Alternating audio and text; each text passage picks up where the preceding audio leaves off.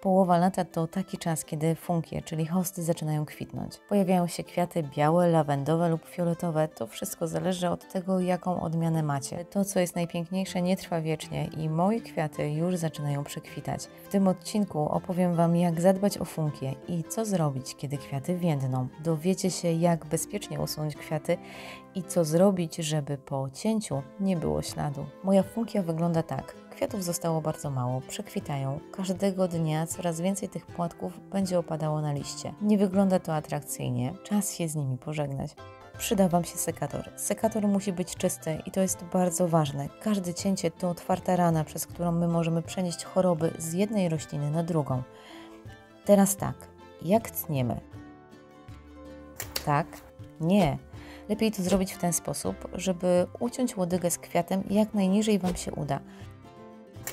Tej części roślina już nie potrzebuje i nie musi jej utrzymywać. Kwiaty usuwam, bo zobaczcie, w tym miejscu mogą zawiązać się nasiona. To dla rośliny jest bardzo ważne i ona przeznacza ogromną ilość energii na ten proces. I ten proces chcę zatrzymać. Kiedy usunę kwiaty, funkia znów skoncentruje się na wzroście i rozwoju liści, które są jej największą ozdobą. Dzięki temu hosta będzie większa, a za rok będzie też więcej kwiatów. Drugi powód jest czysto praktyczny. Kwiatów jest już niewiele. Płatki opadają. To wszystko, co jest tutaj, spadnie na liście. Tego wiatr nie zwieje. I co gorsze, te płatki, szczególnie jak spadnie deszcz, to one przyklejają się do liści. Później bardzo ciężko jest je usunąć. Tu możecie zobaczyć, jak to teraz wygląda. W ten sposób chcę sobie oszczędzić pracy z ich usuwaniem później.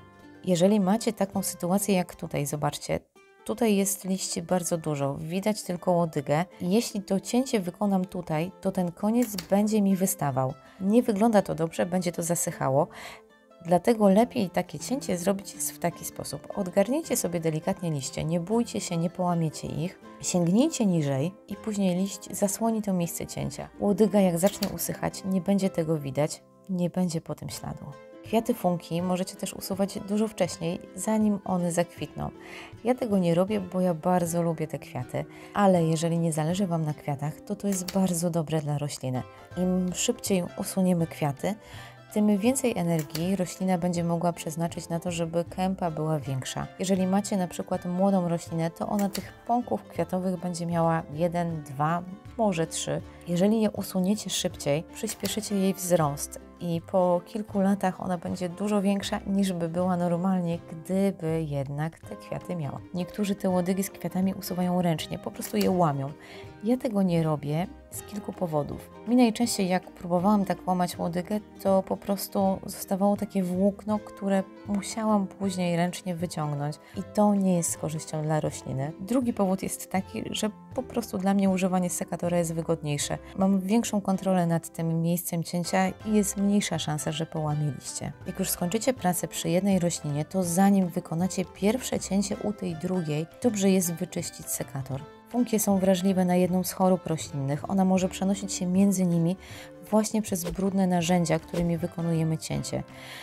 Sygnały alarmowe to mozaikowate wzory na liściach, żółknięcie liści, deformacja liści. Mimo że moje rośliny wyglądają na zdrowe, to ja wolę jednak zapobiegać. I to też Wam polecam. Takie czyszczenie zajmuje chwilę, a może nam po prostu tylko pomóc i oszczędzić dużo czasu później.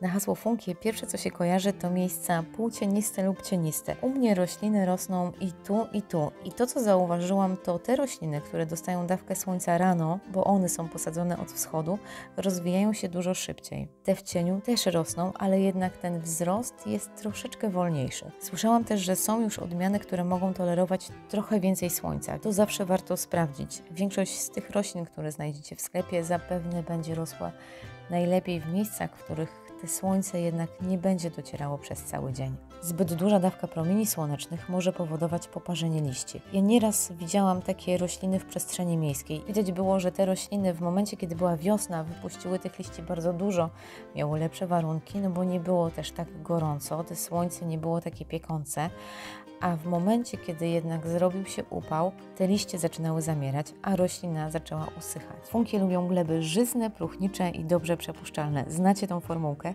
To możecie dopasować do każdej rośliny.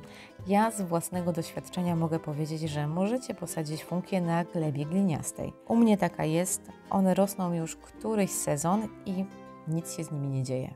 Po prostu wsadziłam je tak, jak były. Jedyne, co zrobiłam, to rozplątałam trochę korzenie. Funkia nie jest taką bardzo wymagającą rośliną. Ja swoich roślin nie podlewam zbyt często. Robię to tylko w takich momentach, kiedy rzeczywiście jest susza, jest upał i nie podlewam ich codziennie. Hosty dobrze czują się w miejscach, które są osłonięte od silnych podmuchów wiatru. One mogą rosnąć w pobliżu ścian, płotów, większych krzewów, czy na przykład na skraju rabaty.